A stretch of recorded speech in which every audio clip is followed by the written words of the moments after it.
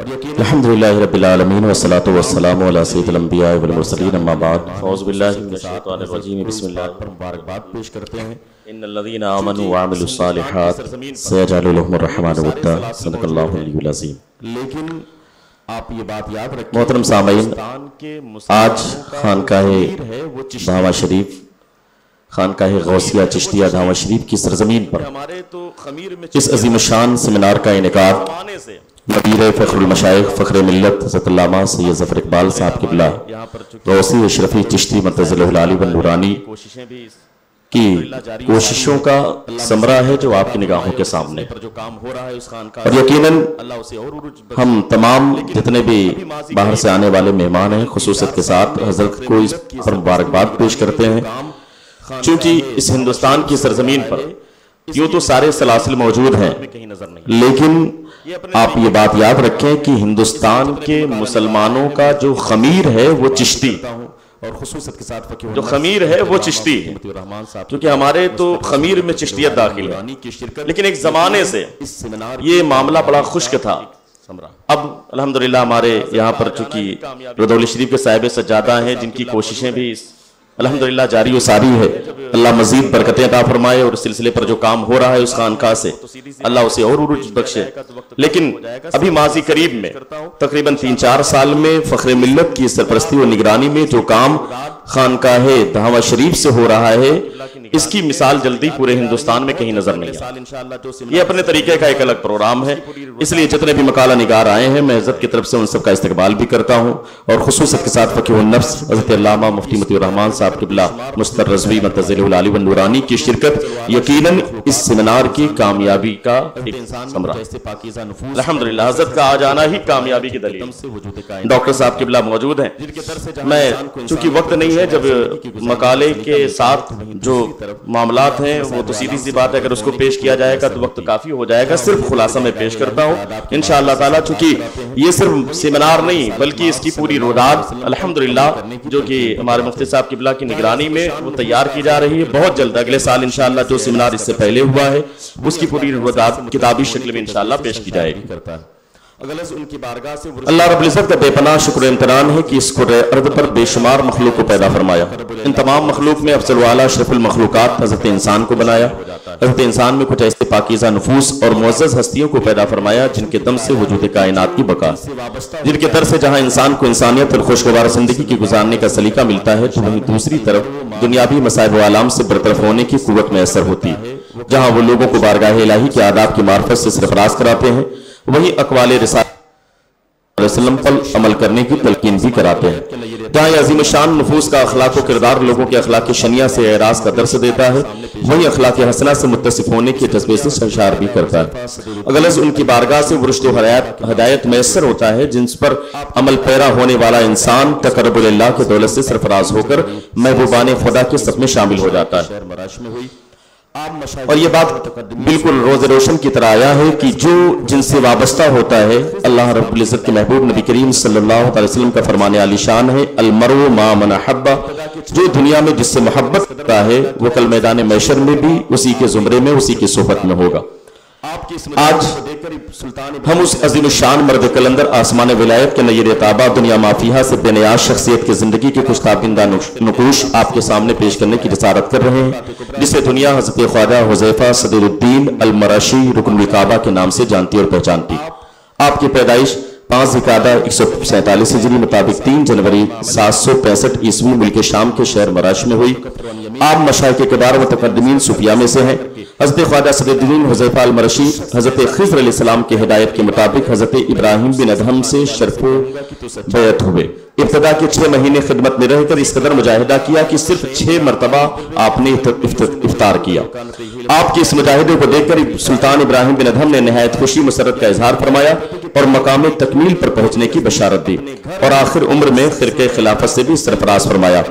طبقات کبریٰ صفحہ نمبر 53 جلد اول 1 میں امام عبدالوہاب شعرانی فرماتے ہیں کہ آپ گھر میں ہی رہتے کا یہ فرمان ہے کہ واللہ لو قال لی انسان واللہ ما عملک عمل من یومن الحساب فقلت له صدقت فلا تکفر عن یمینک، یعنی اگر کوئی شخص میری نسبت پر قسم کھا کر کے کہے کہ تیرا عمل उस शख्स जैसा नहीं है जिसको क़यामत पर ईमान है।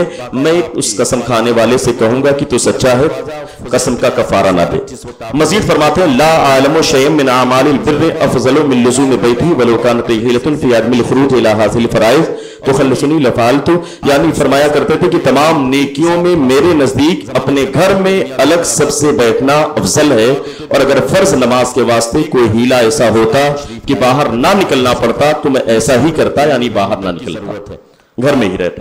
7 साल की उम्र में कुरान मजीद हिफ्ज़ कर लिया था। फिर दूसरे उलूम की तरफ मुतवज्जो हुए। सता क़िरात का फन भी आपने मुकम्मल तौर से हासिल किया, और आपकी इबादत का आलम यह था कि आप रातों दिन में 2 कुरान मजीद मुकम्मल करते थे। बचपन से ही कुरान पाक की बाकायदा आपकी वालिहाना मोहब्बत मौजूद थी।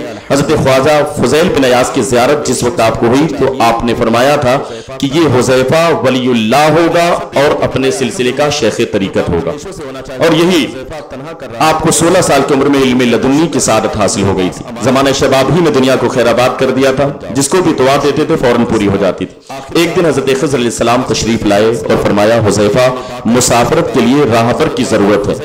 आप हज़रत ख़िज़र की आवाज पर लब्बैक कहते हुए खलवत से निकलकर सुल्तान इब्राहिम बिन अदहम की खानकाह में तशरीफ ले गए, और सुल्तान इब्राहिम बिन अदहम तवाज़ो से आपसे पेश आए और आपको सीने से लगाया और अपनी बैयत में ले लिया। जब सुल्तान इब्राहिम बिन अदहम ने आपकी मुजाहिदा और रियाजत देखी तो फरमाया अल्हम्दुलिल्लाह, जो काम दरवेशों से होना चाहिए वो काम हुज़ैफा तन्हा कर रहा।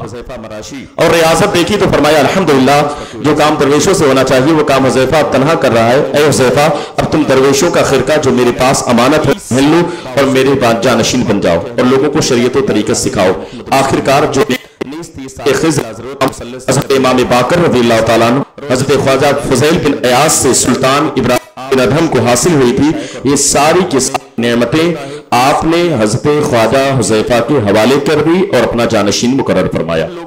और साथ ही साथ हुजूर सरवर कायनात सल्लल्लाहु अलैहि वसल्लम का सफर मेराज वाला खिरका भी आपको हासिल था, वो भी आपको अता किया। मुझे मालूम नहीं कि कुतुबुल वक्त शेखुल असर अल्लामत दौर हज़रत ख्वाजा सदीदुद्दीन हुज़ैफा मराशी अपने वक्त के बहुत बड़े आलिम मुहद्दिस वकील असर थे। ज़ुहद व तक़वा, इबादत और रियाज़त, इल्म व अमल में यकताए ज़माना थे।